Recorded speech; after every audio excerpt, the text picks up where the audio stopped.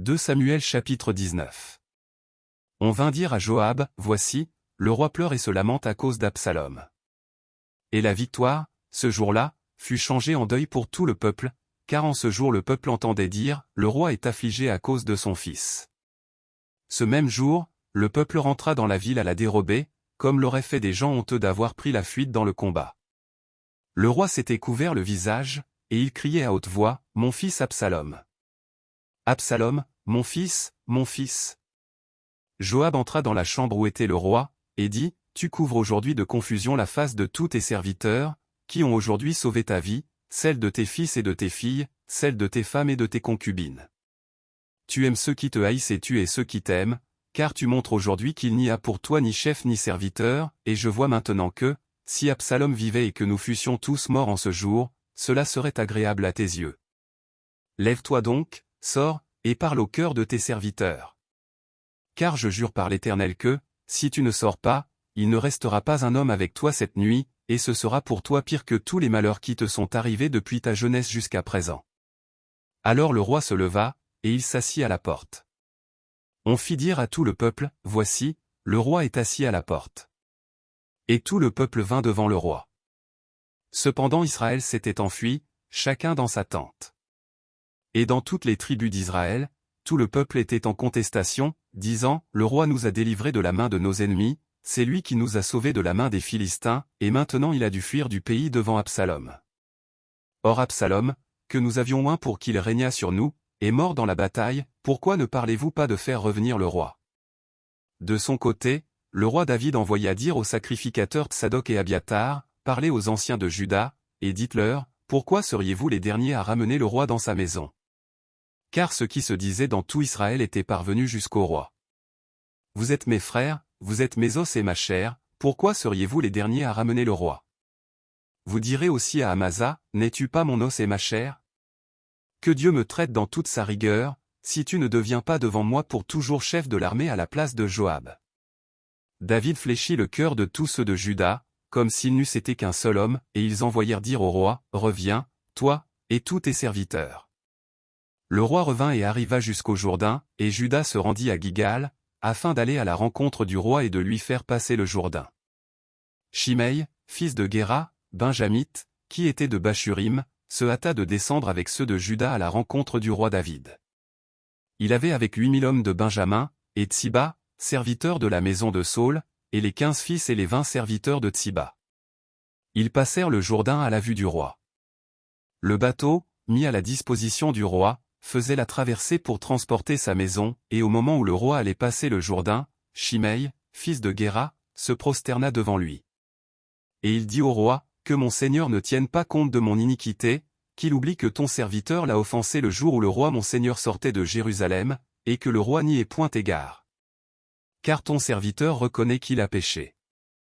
Et voici, je viens aujourd'hui le premier de toute la maison de Joseph à la rencontre du roi mon seigneur.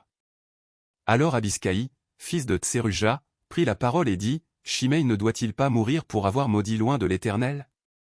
Mais David dit, que ai-je à faire avec vous, fils de Tseruja, et pourquoi vous montrez-vous aujourd'hui mes adversaires? Aujourd'hui ferait-on mourir un homme en Israël? Ne sais-je donc pas que je règne aujourd'hui sur Israël?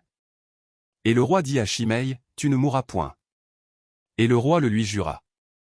Mephibosheth, fils de Saül, descendit aussi à la rencontre du roi.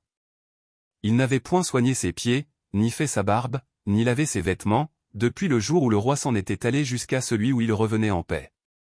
Lorsqu'il se rendit au-devant du roi à Jérusalem, le roi lui dit, « Pourquoi n'es-tu pas venu avec moi, Mephibosheth » Et il répondit, « Ô roi mon seigneur, mon serviteur m'a trompé, car ton serviteur, qui est boiteux, avait dit, je ferai sceller mon âne, je le monterai, et j'irai avec le roi. Et il a calomnié ton serviteur auprès de mon seigneur le roi. Mais mon seigneur le roi est comme un ange de Dieu. Fais ce qui te semblera bon. Car tous ceux de la maison de mon père n'ont été que des gens dignes de mort devant le roi mon seigneur, et cependant tu as mis ton serviteur au nombre de ceux qui mangent à ta table. Quel droit puis-je encore avoir, et qu'ai-je à demander au roi? Le roi lui dit, à quoi bon toutes tes paroles? Je l'ai déclaré, toi et Tsiba, vous partagerez les terres. Et Mephibosheth dit au roi, qu'il prenne même le tout, puisque le roi mon seigneur rentre en paix dans sa maison. Barzillai, le Galadite, descendit de Roglim, et passa le Jourdain avec le roi, pour l'accompagner jusqu'au-delà du Jourdain. Barzillai était très vieux, âgé de 80 ans. Il avait entretenu le roi pendant son séjour à Mahanaïm, car c'était un homme fort riche.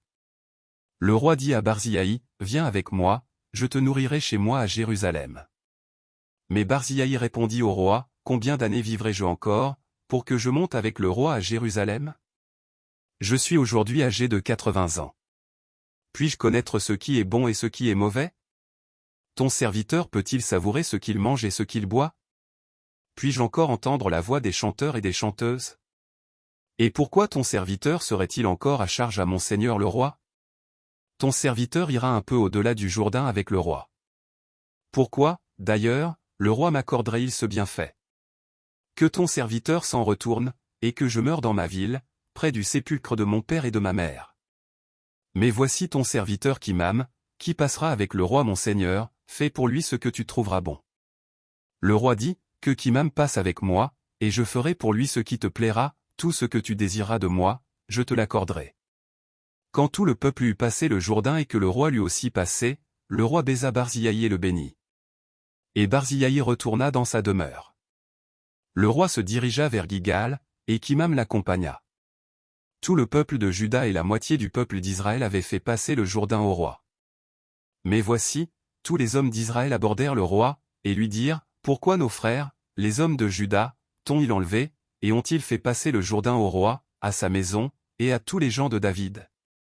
Tous les hommes de Juda répondirent aux hommes d'Israël, « C'est que le roi nous tient de plus près, et qui a-t-il là pour vous irriter? Avons-nous vécu aux dépens du roi? Nous a-t-il fait des présents? » Et les hommes d'Israël répondirent aux hommes de Juda, « Le roi nous appartient 10 fois autant, et David même plus qu'à vous. Pourquoi nous avez-vous méprisés? N'avons-nous pas été les premiers à proposer de faire revenir notre roi? » Et les hommes de Juda parlèrent avec plus de violence que les hommes d'Israël.